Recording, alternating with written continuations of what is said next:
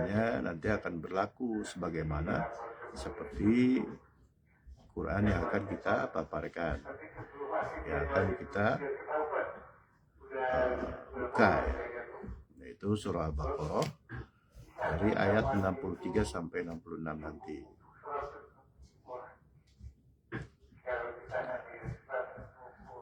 Nah ini pula mengapa Nabi Muhammad itu disebut kana khuluquhul Quran, akhlaknya itu Quran.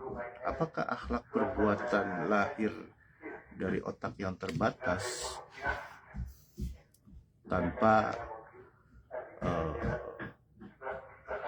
asupan nur otak beliau dari kolbunya yang sudah tentu saja terupgrade, ya, terbaiat, maksudnya terisi nur iman dan nur kitab, kan nggak mungkin.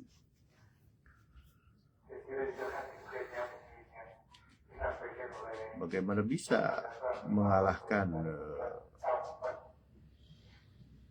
bagaimana bisa seorang Nabi Muhammad itu bisa mempraktikkan Al-Quran tanpa proses pensucian. Ini nggak bisa dibantah dari kisah-kisahnya, kan? Faktanya demikian. Nah ini memang yang seperti ini sangat tidak populer di karangan dunia Islam. Gitu. Nah belum lagi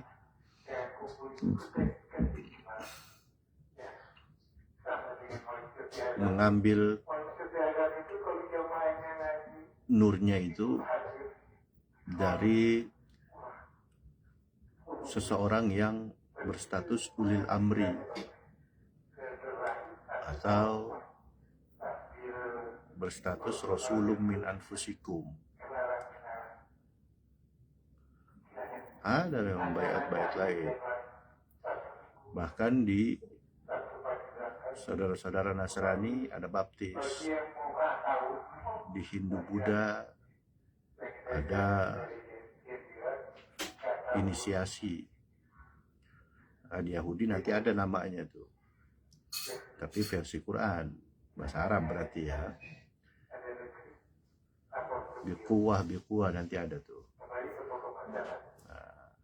Tapi diartikan sebagai perjanjian. Nah ini agak keliru, ya, nanti coba kita buka, ya. Nah seperti itu. Nah sebenarnya itu awal masuk untuk menuju makom tertinggi, makom yang memang diharapkan titik pulangnya manusia itu di situ, yang disebut dengan ma'rifat, ya. Setelah itu baru dimulai beragama. Jika nggak sampai situ, beragamanya bukan dari Tuhan berarti. Nah seperti itu. Itu sudah hukum, ya. Itu nggak bisa dibantah.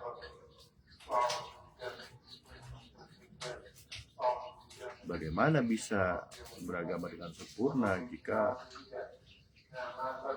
syariatnya itu dikendalikan oleh bukan Tuhan, gitu. Apakah ini wahdatul wujud atau apakah ini adalah ittihad seperti teorinya Al-Hallaj atau Syekh Abi Yazid Al-Bustami atau Ibnu Arabi, apalagi tuh teori apa. Bisa jadi demikian, tetapi dengan makna yang harus benar-benar kita membuka hati memahami.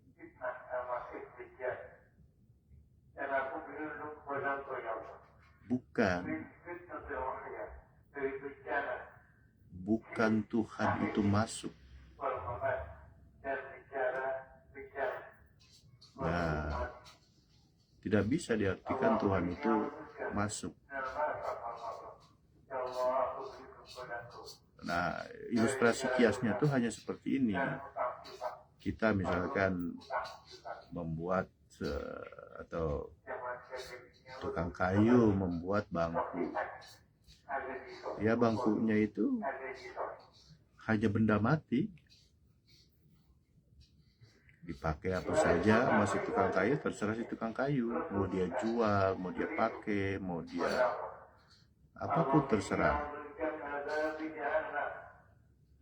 Nah, begitu pula seluruh makhluk itu ciptaan Tuhan. Nah, itu Tuhan memperlakukannya dengan yang disebut sunnatullah, hukum pasti itu. Gitu. Ya, Allah memberitahukan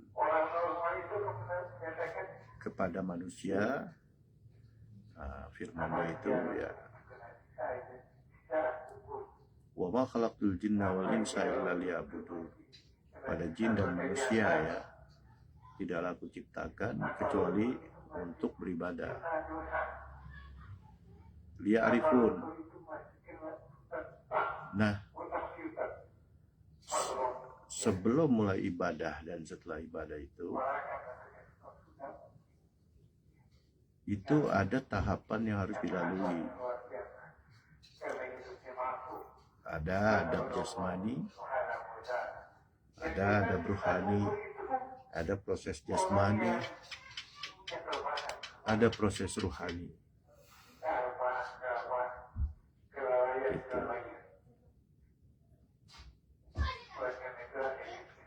Nah, seperti itu ya.